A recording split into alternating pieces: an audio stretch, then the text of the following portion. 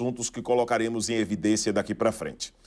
Eu gostaria de abrir essa edição das 9 falando de quase 3/4 da população do Rio de Janeiro, ou seja, em números precisos, 72% se dizem favoráveis a uma alteração na lei penal que enquadre organizações criminosas no Brasil como grupos terroristas. O dado consta em uma pesquisa realizada pela Genial Investimento e Quest, divulgada nesta segunda-feira.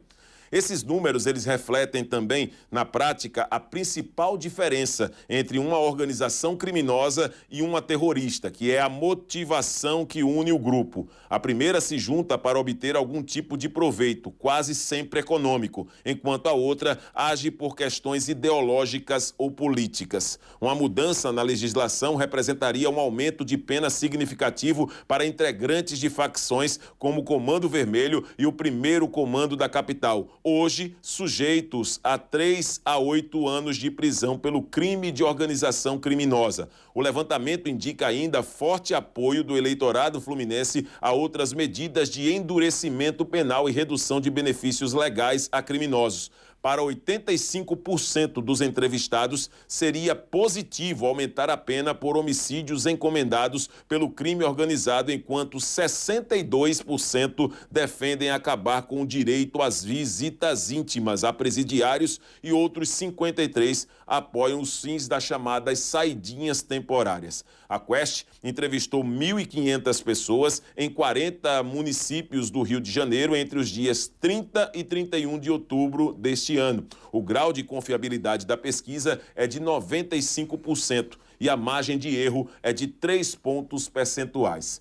E agora, Marcos Rodrigues, com sua participação e análise, nós gostaríamos de colocar aqui no telão também os detalhes desta pesquisa, até porque foi divulgada nesta segunda-feira, ou seja, uma pesquisa quente e que mostra que o público no Rio de Janeiro, eu diria que os brasileiros, de uma forma geral, a maioria aceitaram a mega operação realizada e quer uma pena mais dura para facções criminosas, Marcos. Perfeito, Viderlan. Muito, algo assim perceptível e também previsível, diante da dor por que passa a população do Rio de Janeiro e outros grandes centros. Mas o recorte é para o Rio, onde aconteceu aquela chamada mega operação pelos militantes de direitos humanos, uma chacina, e para uma parcela da população, como lembrou aí o Viderlan, algo necessário para fazer uma divisão ali de quem é Estado e de quem é realmente o crime. Só que, aos poucos, a gente vai analisando e percebendo o comportamento desse público pesquisado a partir da dor que eles sofrem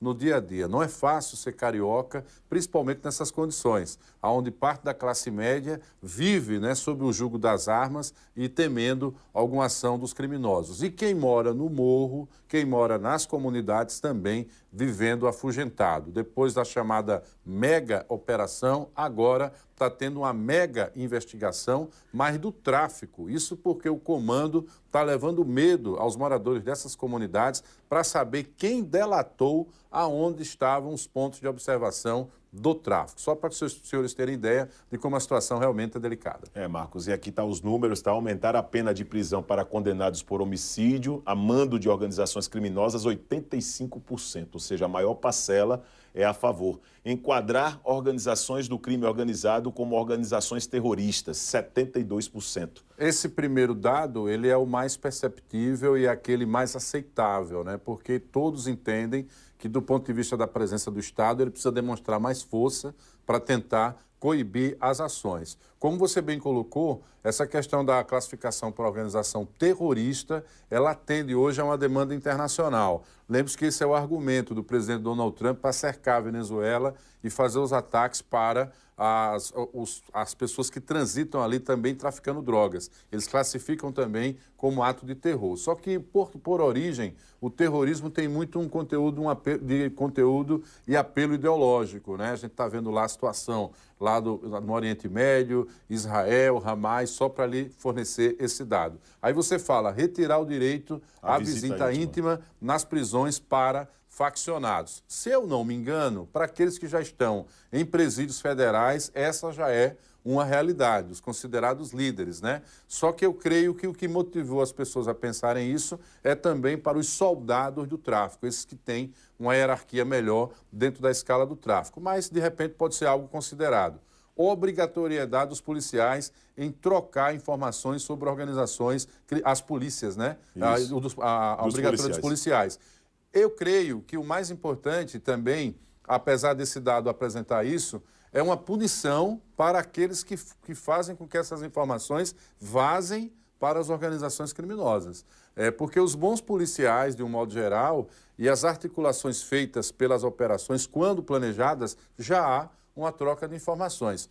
Com as devidas proporções, bem menor essa realidade, mas em Alagoas isso já ocorre. Por exemplo, tá? Ocorre em São Paulo, aí pegando um exemplo macro. São Paulo desarticulou uma grande movimentação financeira do PCC sem disparar um tiro e afetando o coração da organização, que é a parte financeira. Parte econômica. Então, isso não aconteceu no Rio de Janeiro. A gente atacou quem está na ponta com a arma. Era necessário, porque era matar ou morrer, né? Lamentavelmente, alguns policiais vieram a morrer, mas do ponto de vista de célula de organização, abala, mas não elimina. Então, isso é importante destacar. Esse item aqui, Marcos, não, só para poder acrescentar, esse item na pesquisa também chama muita atenção. A aprovação da maioria pela PEC da Segurança. 52%, 29% não concordam e 19% não souberam responder, ou seja, 52%. A maioria dos cariocas apoiam também a criação da PEC da Segurança, por favor. Pois é, finalmente, né, a população compreendeu que existe a força da lei para tentar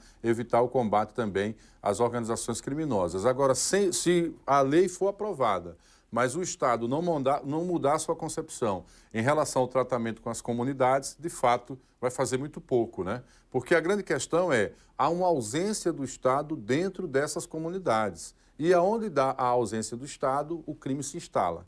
Olha só, quem mora hoje num morro do Rio, numa comunidade, paga mais imposto do que quem mora no asfalto, proporcionalmente. Por quê? Ele já paga os impostos correntes, aquele que qualquer cidadão paga para o governo brasileiro, mas ainda paga aos traficantes pelos serviços como transporte, internet e até fornecimento de gás. E quem é comerciante paga os seus tributos municipais e estaduais e paga também uma cota para o tráfico. Então veja que quem mora nessas comunidades realmente vive uma situação delicadíssima, que é essa pressão econômica por conta do crime organizado. É isso, Marcos Rodrigues. E você parece nessa linha de entrosamento aqui no seu